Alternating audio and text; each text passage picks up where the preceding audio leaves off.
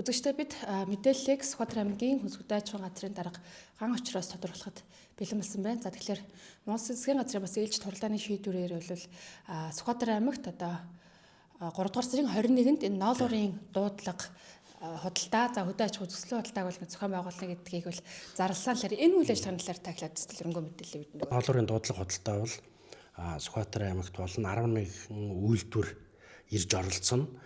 Мөн одоо малчтын зөвлөгөөн зохион байгуулна.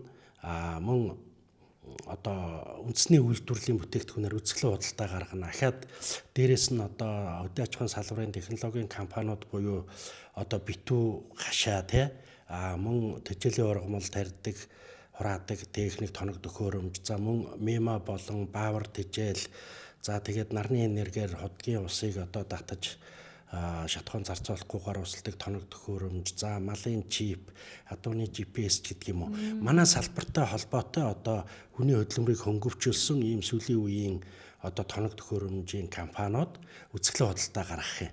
За мөн одоо малын битүү байр үйлдвэрлэдэг компани ирж одоо байр маараа барьж танилцуулна. За тэрэн дотор нь улаан ямааны үсгэлэн бас зохион байгуулъя гэж байгаа. Тэгэхээр дотор нь одоо ямаага байрлуулчин ухан эм ямаа борлон гэдэг юм уу.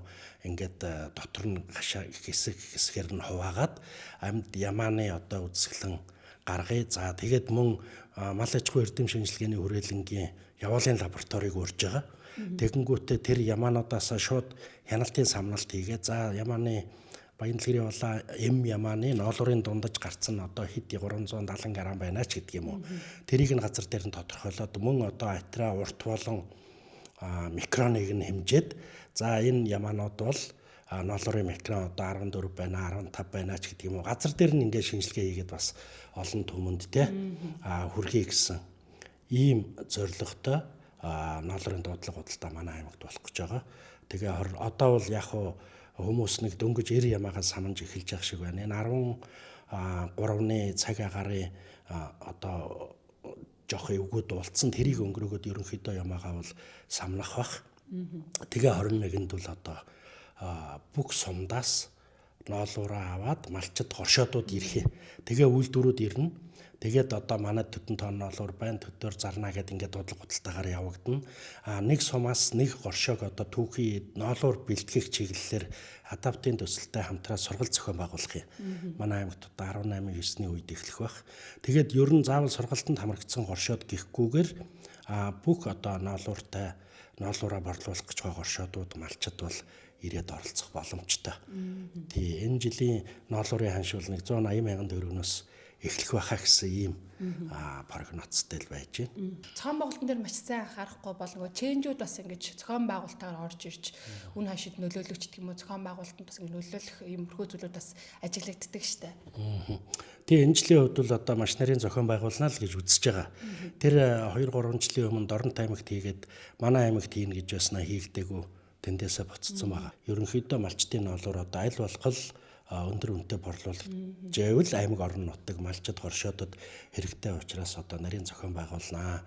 Үйлдвэрүүд бол одоо нэлээ олноороо ирж байгаа. Тэгээ үн ханшаа хэлээд өрсөлдөөд ингээд ноолуураа борлуулна. Тэгээ манай аймгийн Баянлгэрийн улаан үйлдвэр бол одоо Монгол орнодоо төдийгүй одоо ноолуурын чанараараа дэлхийд танигдсан үйлдвэр шүү дээ.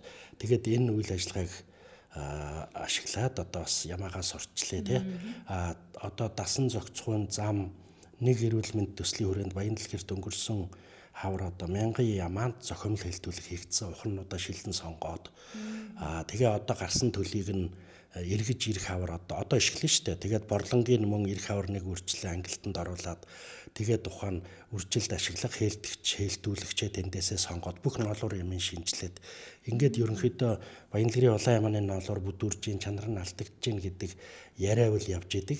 Тэгэхээр бид нар бол одоо бодитоор лаборатори нь ирж гин суур төвшин ямар байна вэ? Энийгээ сайжруулад төсөл хөтөлбөртэй хамтраад аймгийнхаа улаан ямааг бол одоо сурталчлах ийм боломж олдож байна гэж ойлгож байгаа. Энэ жилээр малчид маань идэвчнээ ямаа ер нь бас самнахаар.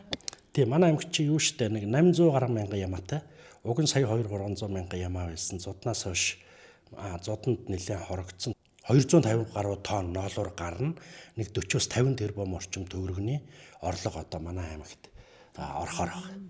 Баярлалаа үзэгчдээ, бид та бүхэндээ ээлжид мэдээллийг Сүхбаатар аймгийн хөлсгүдэж хөнгөн үйлдвэрийн газрын дарга учраас тун удахгүй буюу 3 дугаар сарын 21-нд болох ноолрон дуудлага танилцуулах мэдээллийг хүргэлээ.